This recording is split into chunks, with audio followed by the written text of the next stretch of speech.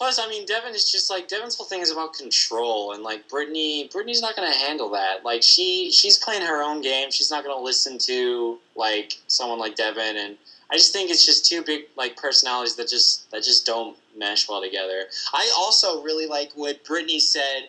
You know, I actually didn't think about this until the episode tonight, where she brings up, it's like, oh well, I guess if Devin really had influence about Donnie going up, then this whole thing about the first people dropping off was just one big farce. And I was like, you know, that was a very insightful thing for Brittany to say. I don't know if I would have announced that to everyone in the house, because I think that's a big reason to go up. But I think that Brittany was going up no matter what.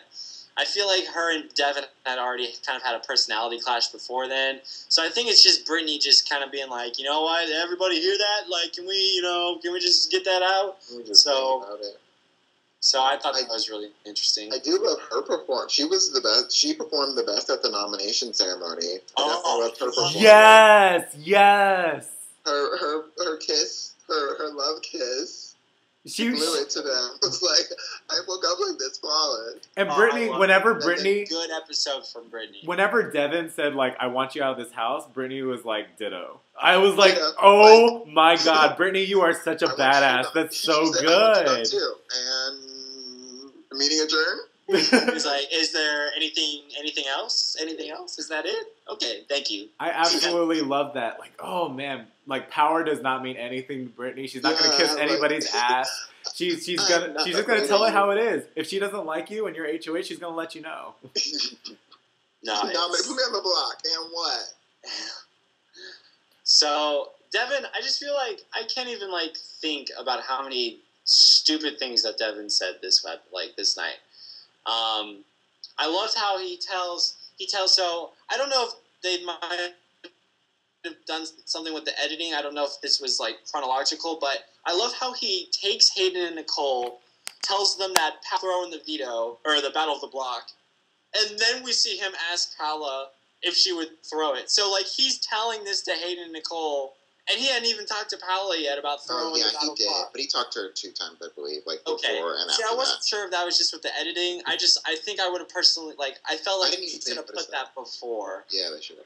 Because then I was like, this guy, he's like saying all these things and he hasn't even asked the bitch yet if she's going to throw it. I feel like, I can't really remember, but I feel like it was kind of like Pao's suggestion, like maybe if I throw it, you make sure I can stay safe type of deal. Because, you know, people like Pao who are weak or at the bottom of the totem pole will try to do something to get that person in power to not, like, to keep saving them or whatever. So I think that was her kind of offering. I just love how Devin has promised safety. Well, like, first of all, that conversation he has with Hayden Nicole, he snaps at Amber because he's talking to Amber's knobs and he's acting like he's already, like he nominated themselves. And I can't remember what Amber was trying to say. Do you guys remember? But he totally I can't remember either. I think she was trying to bring up something, or like she was trying to bring up that Papa was going to throw it. Mm-hmm. Oh, and then he just like cut her off. And she was like, well, you need to say that. And he was like, I'm getting to it. Like, sit down. Oh, my God. Like, unbelievable. So, Devin promised 3 out of the 4 nominees that they're not going anywhere. They're safe. I love the deal that he offers Paola, by the way. It was just like, there's no way you're going home this week, and I will keep you here the following week. It's like, Devin, you know that HOH is only, like, for a couple more days. You know, you got, like, 5 days left or something like that. Like, relax. And it's just like, you're promising the world, and Paola's just, like, eating it up. And I'm just like, Paola, you know what also is going to make you 100% safe? If you win Battle of the Blocks. Just saying. Like, fast forward to Brittany with the POV necklace around her neck. Look, like, you can never trust someone's word like that in this game. Like, honestly, Paola, you got to ask yourself, why would he keep me 100% safe? Like, if he's going to get rid of me, he's going to get rid of me. Like, he obviously doesn't care about me that much. That's why I'm on the block. Mm-hmm. So, I just think, Devin was just like, I could literally just see the bullshit just pouring out of his mouth the entire episode. It was awful. And it's beautiful. It's a beautiful thing to see. There were 12 other people more important than you, Pao. Exactly. Oh my gosh. It was very frustrating for me to watch.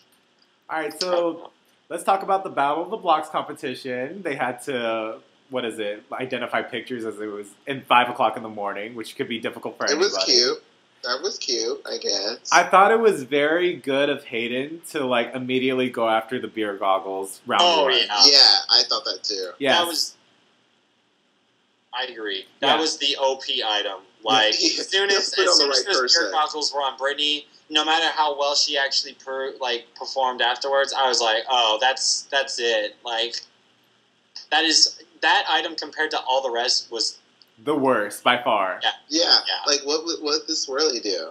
He didn't even... It wasn't even a swirly. It wasn't. It was a dip. It was a dip in the pool. Yeah. Like...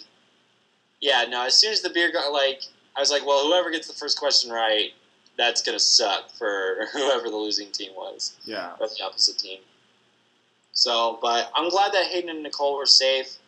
I actually wasn't. Like, I was rooting for Hayden and Nicole to be on the block.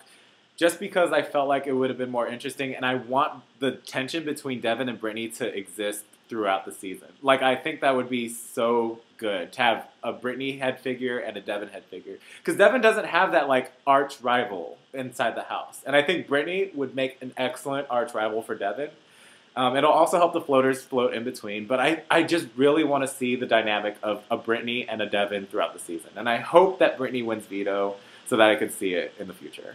Yeah, I'm really hoping for Brittany to win the veto. Like you said, like just the way they're just after each other is just really fun to watch. Yeah. Plus, the one thing that would have been like it would have been cool if Hayden and Nicole lost because then how epic would it have been for them to pull off the HOH dethrone backdoor? Like how crazy would that have been to watch? Like not saying that Amber would have done it, but no more. Yeah. I don't know. So I agree. It would have been a little bit more interesting for Hayden and Nicole to lose. But I don't know. I'm just really hoping for Brittany to like stay alive or be able to make something happen for this vote if she remains on the block. Yeah. Amber would have been crying. Y'all don't understand that. If she would have stayed HOH, she would have cried. What did they dump on her? It looked like it was like blocks of pink ice. It looked like it was a pink Jello shot. It was definitely Pepto-Bismol. That thing, it hit. There was an impact on that thing. People got impacted. Yeah. But yeah, so we'll see what happens. I feel like we're seeing, like, we've got Gen City 2.0, like Paola. First of all, when Devin was like, I want to see you fight and use your samurai sword, I was like, Devin, why you gotta be a samurai sword? Like, yeah, that racism. I was like, all right, come on. What you gonna do, girl? Also, I just want to throw out there, like, for Devin's game, he needs Brittany in the game. Like, he needs that person that could be, I guess, the common house enemy since he has, like, the alliance or whatever. And Pow Pow is way more dangerous to Devin's game than Brittany will ever be. I think, just from experience and playing orgs online, you need that one person that you'll feel comfortable nominating because you don't like each other. You just literally don't like each other, and it'll be an easy nomination. And you want to vote out the people that are next to that person so you can have that same person the following week if you were HOH ever again. So Brittany inside the house will be a huge benefit to Devin in the future if he wins HOH because he doesn't like her. You could nominate her every single time. But if you get rid of Brittany, who are you going to nominate next? You're going to have to find some other personal justification to nominate anybody else in the house.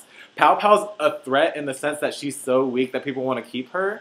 And that'll be detrimental to Devin because Devin's a strong competitor. So, I don't know. Pow Pow's way more dangerous to Devin's game than Brittany will ever be. And I think that he needs to shift mentalities if he wants to have a long-term goal and a long-term success rate inside the Big Brother house to go after Pow Pow over Brittany, despite having a public feuding thing with Brittany.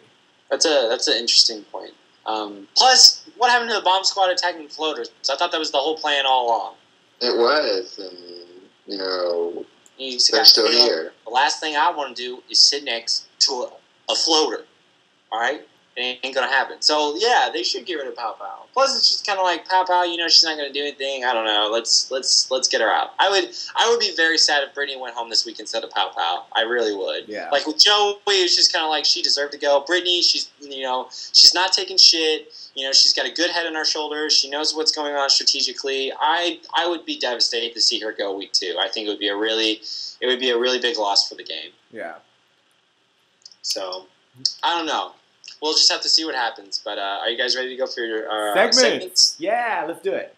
Okay, so I know we've kind of been talking about her, a couple of times, but I was just really happy with the edit that Brittany got, and we just kind of got to see a lot of her this episode. So, what you gonna do, girl? What you gonna do? What you gonna do, girl? See the black girl about you.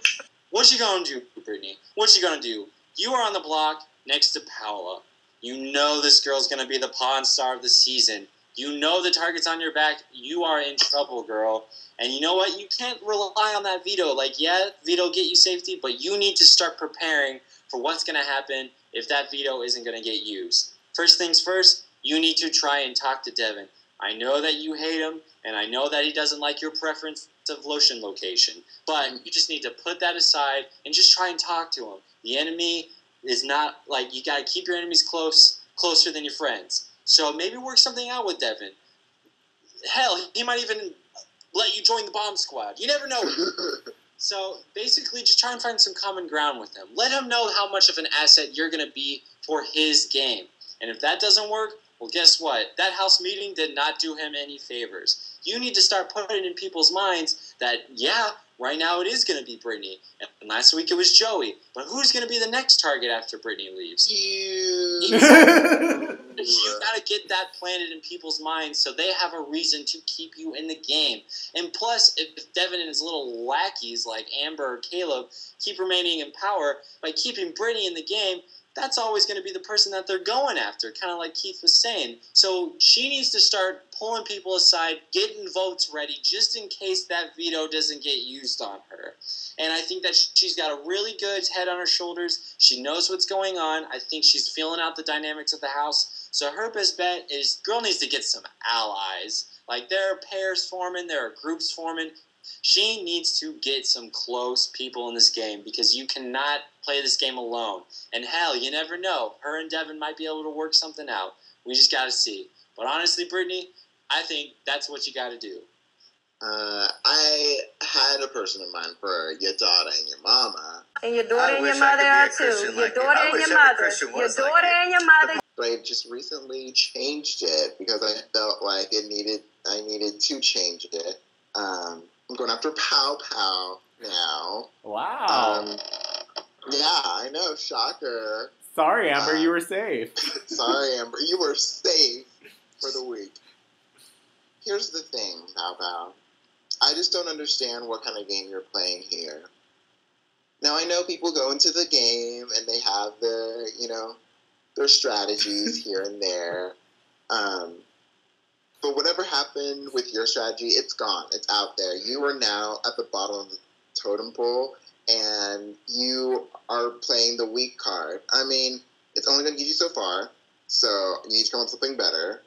I don't know who you're aligned with, because it's definitely not, with anybody in the bomb squad. It's definitely not with Christine, Nicole, or Hayden. It's definitely not with Brittany, because, what do you contribute to anyone to be in alliance with you? And then the baby talk, it needs to stop. You are not a child. And I'm gonna need you to try to win Battle of the Block. I'm just saying, if you want to stay in this house, like you were crying to Joey when she attacked you, weak. I'm gonna need you to try to do something here. I don't understand what it is that you were trying to pull here, but all people like you, people who are weak and try to play that weak card, only last for a certain, your number will come, and it's not going to be pretty when you get evicted through an 8-person alliance because you just wanted to play a weak card. They're going to get on to you. If not you, it's going to be you next to Donnie, and if Donnie pulls out another splitter's word, you're going home. You don't even deserve to be on the jury. That's how done I am with Paola this week. Hashtag Team Aaron. On my team. I'm just, you and Joey. I don't understand where I went wrong.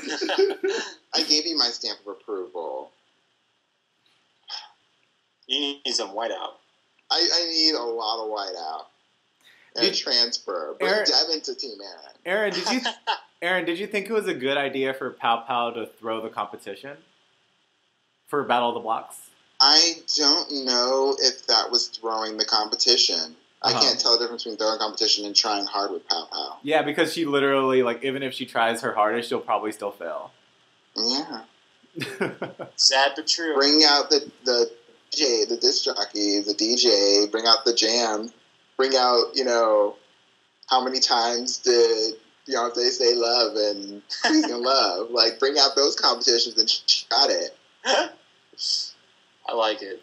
All right. It's time to serve up some cake. Anybody want cake? All right, so this segment is more so geared not towards the contestants, but from the Big Brother editing. Big Brother, I'm going to have to ask you not to zoom in on Caleb's face every time there's something that's going on with Amber's life. Whenever Amber was reading her letter, they were so awkwardly zoomed in onto Caleb's face that I could not handle anything that Amber was saying. I was literally looking at Caleb and Caleb's reaction to Amber, and I was just sitting there uncomfortable as hell, wondering, why is this camera zooming in on Caleb? Amber's talking, zoom in on Amber. You are zooming in on Caleb and you're trying to make him, but also, at the same time, Caleb, you didn't give yourself, like, the best, chance to not be zoomed in, because you're a mess in your interviews whenever you're talking about Amber. You're talking about, like, oh, she's somebody that I want to bring home to mom, and, like, yeah, I found myself a good girl. Did you not just have that conversation last Thursday about how Amber's not into you? You should probably take that into consideration whenever you're responding to these interview questions in your confessionals, because you are being portrayed as a fool. You're being portrayed as a fool, and all of America thinks that you are an absolute, like, moron for, I don't know, falling in love for somebody that has absolutely zero interest in you.